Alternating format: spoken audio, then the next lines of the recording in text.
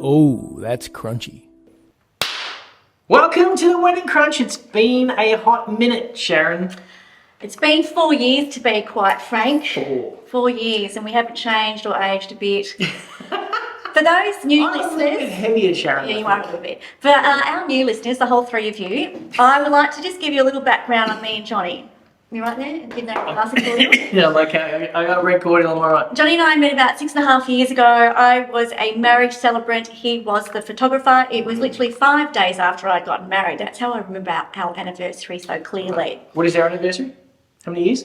6.5. 6.5. It'll be 7 in January. Yep.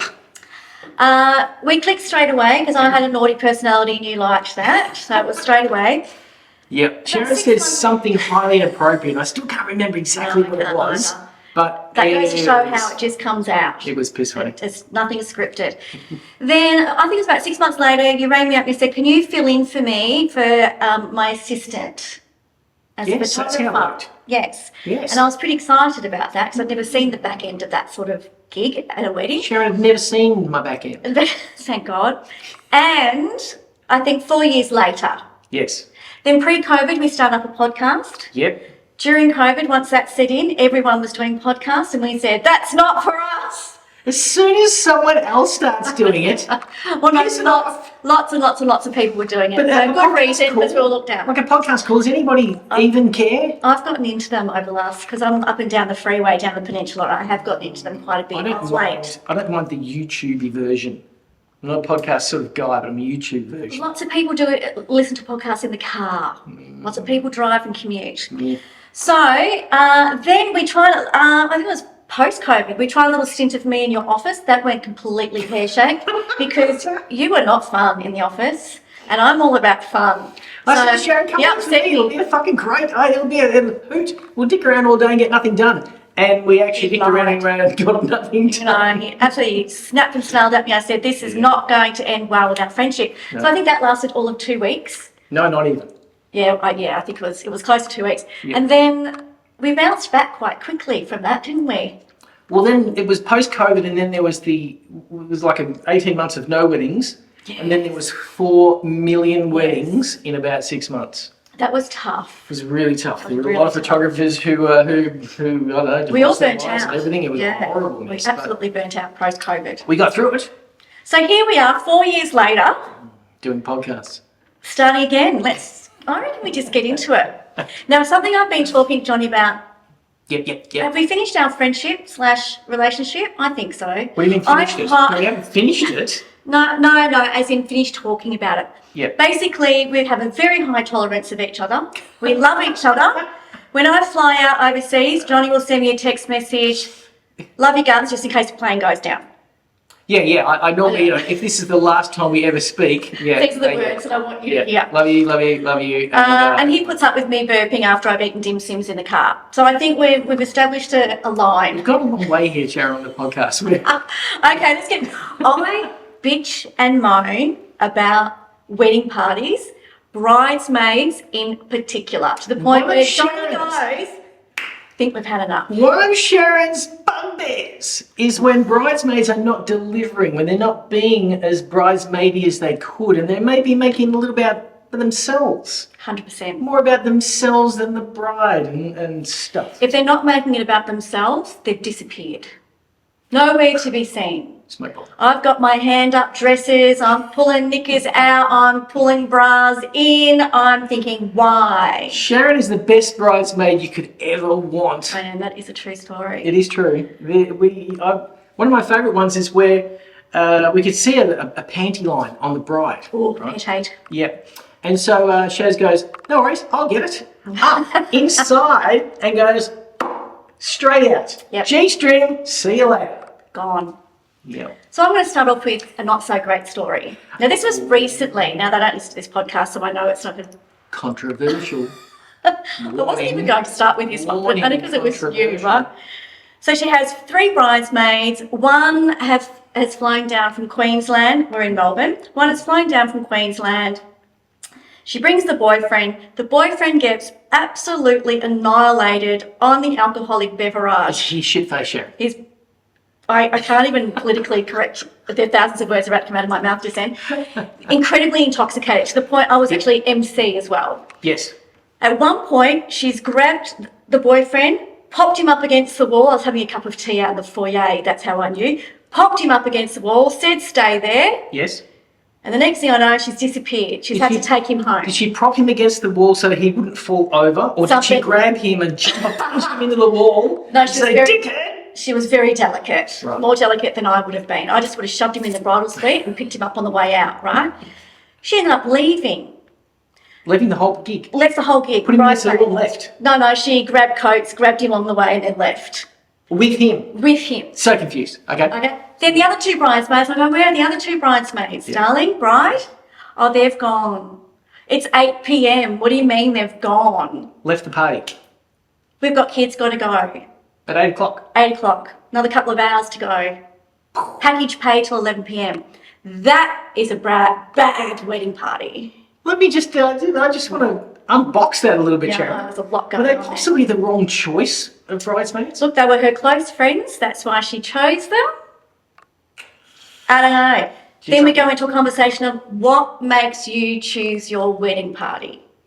Yeah. Is it obligation? And how many of them, Sharon, is a big question. Do you go, none of them because you've got too many friends? Oh, yes. Or none of them because they're all dicks. Or do you go, none of them because, or you end up with 2 or 3 brothers or sisters? Yes. Yes. And then you that way you're not going to alienate people by not choosing them because you That's a can't good have one. 14 bridesmaids. And there's nothing worse than rating your mates in order.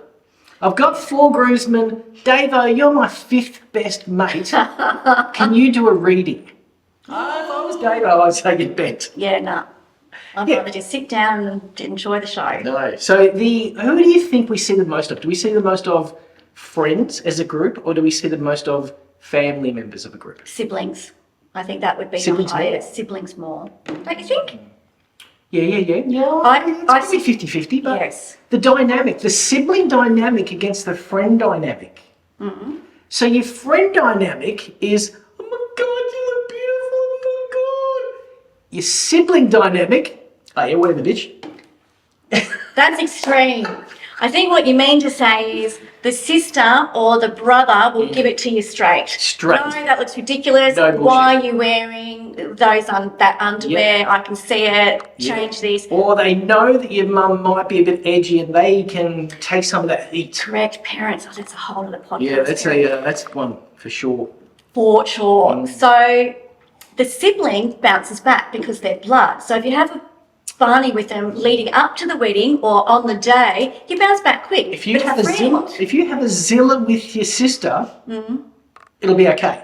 But if Eventually. you Zilla with your friend, you may not bounce back as quickly. reminds me of a story, Sharon. Oh, I do love good stories. So we're doing the portrait session. We pull into a pub in Richmond, and the bride asks the bridesmaid to just bust up the dress so she can dance to a little acoustic guitar guy that's playing in the corner. Oh, yeah. So they bust her up. She heads over to the acoustic. She does a spin and the dress unbustles. All hell breaks loose. Fire and fury of you haven't bustled my dress well enough. That's And outrageous. unleashes on the chicks, right? So the chicks just grab their beers and hide in the corner.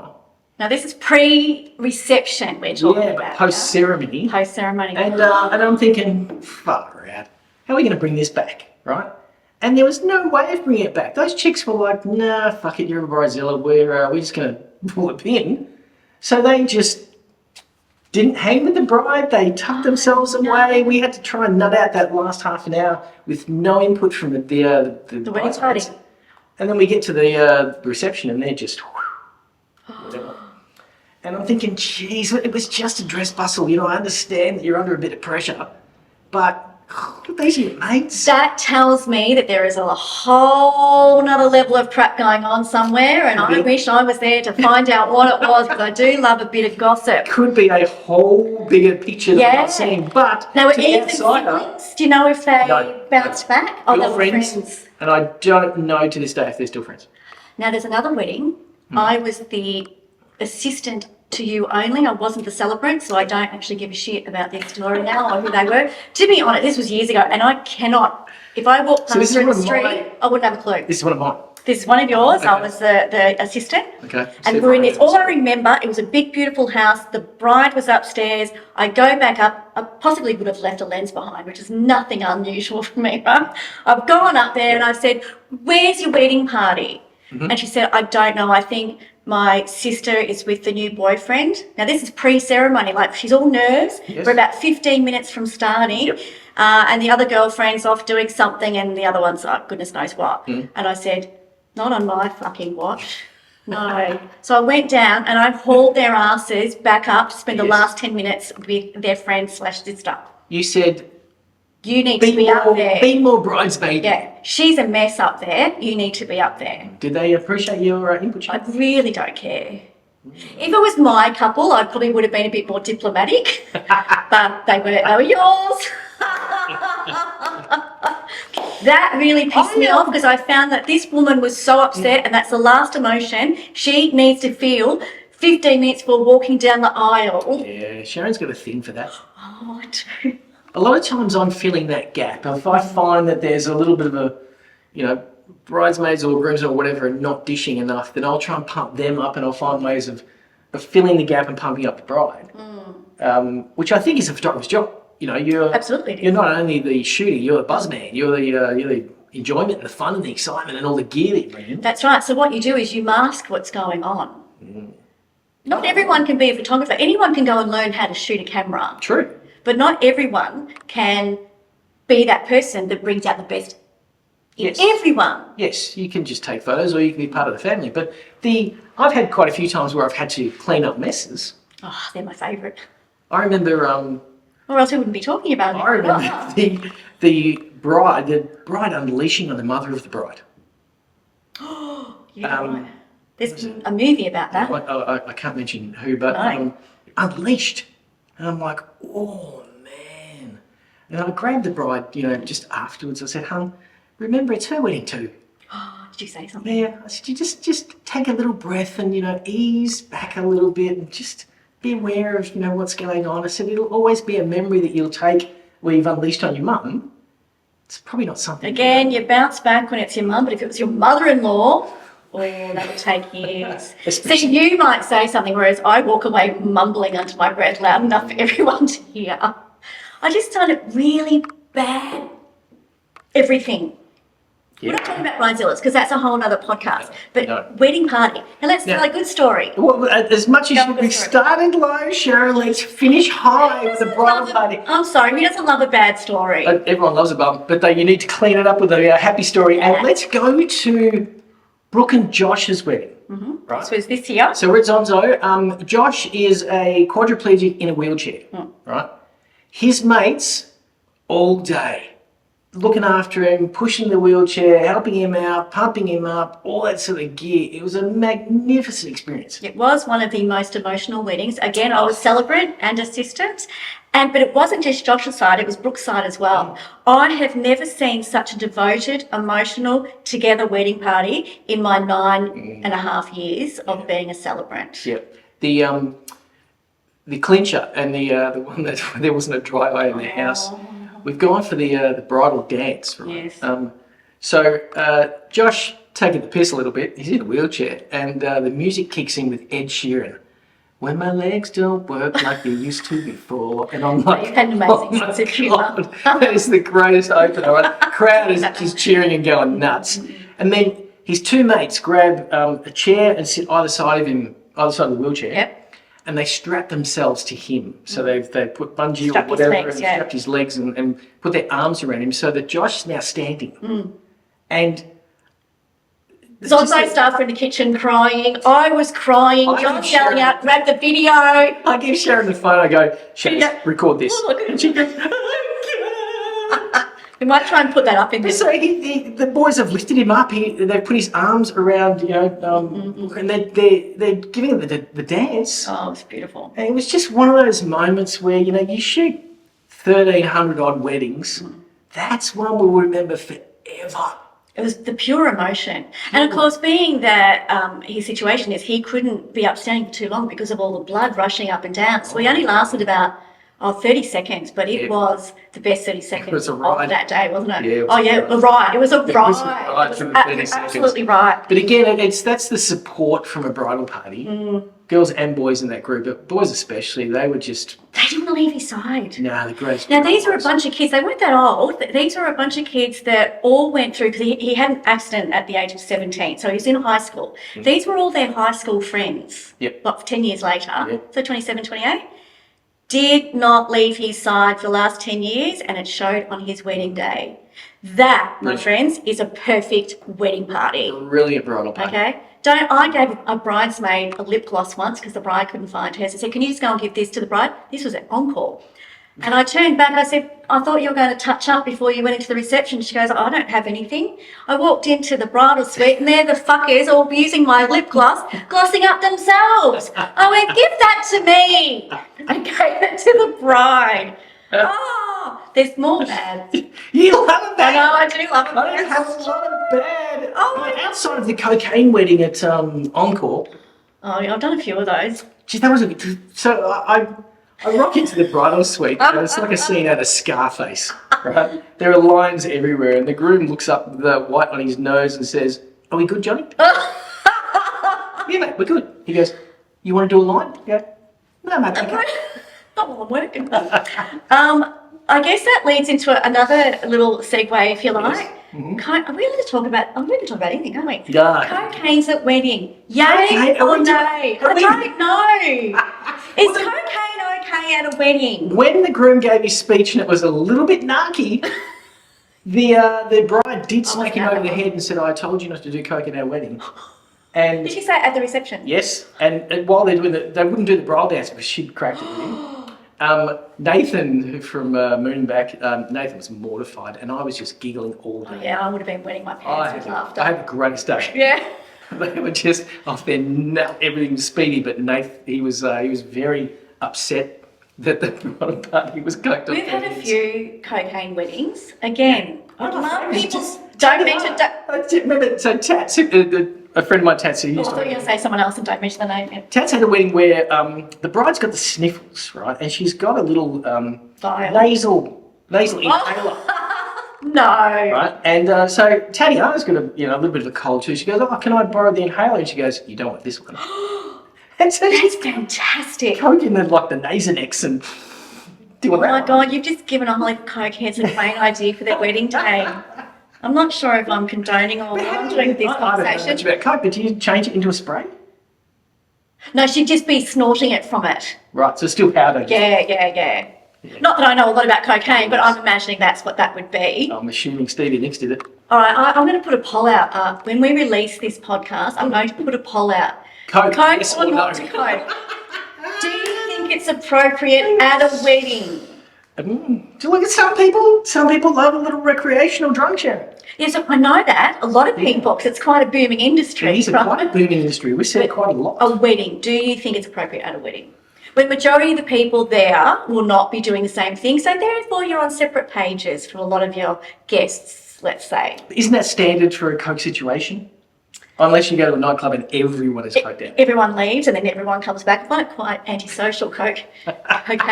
Anyway, I'm not sure how we got so deep in cocaine. How do we go from bridesmaids behaving badly to say hello to my little friend? And I'm Montana. Yeah, that's what I'd like to know. Because cocaine seems to be the drug of choice at weddings. Yeah. I don't hear a lot of people saying, I've just popped a pill or I've just gone and had a bong. Is that what you call them these days? I've just gone and had a what do you do with the marijuana? I've just injected heroin sitting in the corner. No, I think coke is probably the go-to. I think that's the party go-to because it's easy, it's in a little bag, it's not offensive. Look at us talking about coke and we have no idea what we're talking about. We do because we've seen it. Everything I know about coke is I've either seen in a Pacino movie or in a bridal suite. Yeah, okay. I'm not saying a word. Oh my gosh. All right, how are we going for time? Should we go into Who knows? something else? The little or should video, we let's just go make back this to wrap bridesmaids? this puppy up. Okay, let's wrap it up then. Let's just What do have a we- line and get out of here, Shaz. What have we learnt today, people? Choose your wedding party wisely. Wisely. Give them the rundown of your expectations, if you like. Give Yes. the rundown on expectations, particularly on the day. Oh, do you know what we haven't talked about? Bridesmaids. And I say bridesmaids because that seems to be the one that always happens. I don't mean to leave groomsmen Fine. or maids of the groom. I don't mean to leave them out, but they don't seem to cause me any grief. Choose them wisely. Choose lots of them. Have expectations, I but don't don't mind be a mole about it. I don't mind a big bridal party. Don't go, Oh, firing, that's not what I was talking about. 3 guys and leave out your best mate number 4 because the It's bride's only got mismatched. 3. Yeah. Like, chuck them in. Yeah, that's what I reckon. Whatever. Unless you've got OCD, then that wouldn't work. But the firing of a bridesmaid, I've heard quite a few times because Yes. they were just being a dick. 6 weeks out from the ceremony, You're fired. yeah, we get told, there's 4 bridesmaids, and then when we get close to the date, there's 3 bridesmaids. What happened? Sharon must know. Not that anyone cares. Rare that I ask. Firing a bride. See, there you go. Don't be afraid to fire someone in your wedding party because they will not be nice on the day. Harsh. I don't. But you're ending your friendship. Because the friendship's done anyway. If you're firing your bridesmaid, your friendship's over and done with. Which you, Because I've never heard anyone firing their sister. you can't fight your sister. Can't fire your sister. That's what you got. But your friends you can, no problem. See you later.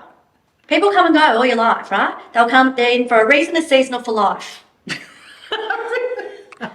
Yeah. I feel like we're in some sort of We've musical, Seasons of Life musical. 525 now. Yeah. Because they might be your best friend at 19, but at 29, not so much. Let it go. I'm harsh. But I'm 56 years old. I've lived a few lives, I You're happy to think. flick. I do now. I never used to be. Toxic people in your life, Sharon, are a waste of space. See you later, oxygen sucker. Sucker. Yeah, especially at my wedding. Not going to happen. Well, Do you want to wrap it up or do you want to go straight to Bridezillas? that could be it for 2024's first edition of the Wedding Crunch, starring Johnny Warren and Sharon Cook. Now, prior to this, I was Sharon Palmieri, but when I got married, I didn't want to take my wife's name because I didn't want to spell Constantini for the rest of my elderly life. So I went back to my birth name because I had long lost my nan, who was a cook. So I went back to my maiden name. I prefer Cookie. Do you? Yeah, Palmieri's too weird. Oh, I thought it was a bit exotic. And I asked my children who are grown up now, and they said, yes, Mum. They actually said mummy, they still call me mummy. We don't mind if you change your name. I think we divert. Oh, yeah. So, we've wrapped it up. Okay, I think so. Good. Until next time. Till next time when we talk about more illicit Wedding. drugs. I think we're done with that. See ya.